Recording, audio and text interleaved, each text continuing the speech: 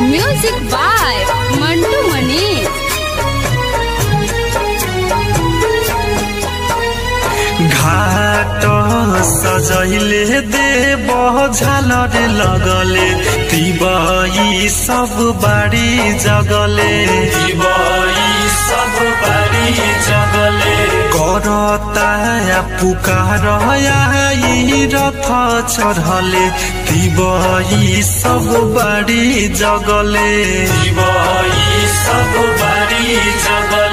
घाट सजैले देव झालर लगले तिबई सब बाड़ी जगले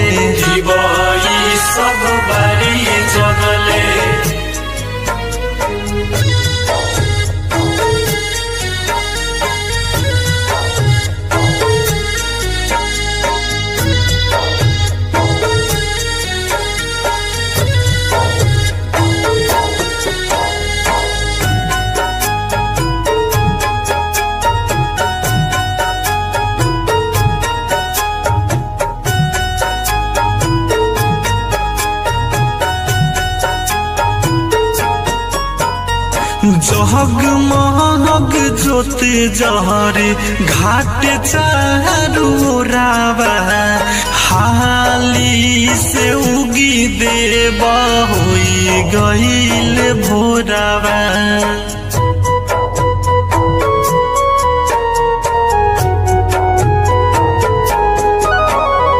जगमग ज्योति जहरे घाट चारू रावा हाली से उगी देव होई गईले भोरावा। देदी दर्शन लागे ठंड मरले तिबई सब बाड़ी जगले घाट सजैले देव झालर लगले तिबई सब बाड़ी जगले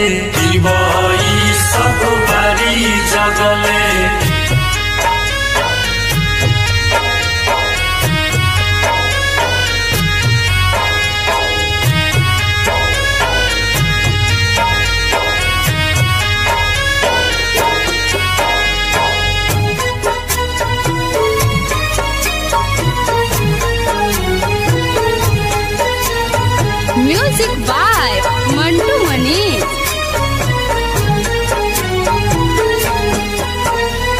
कोसिया दियरी देव नारियल बरखले पियरी पहिरी राउर बझखले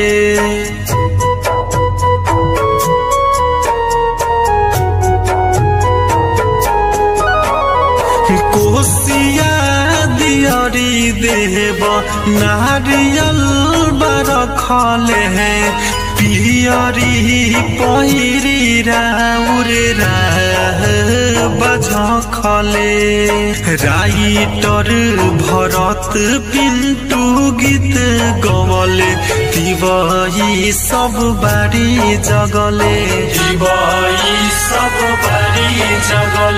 घाट सजैले देव झालर लगले तिबई सब बाड़ी जगले संग्राम रिकॉर्डिंग स्टूडियो रीगा सीतामढ़ी।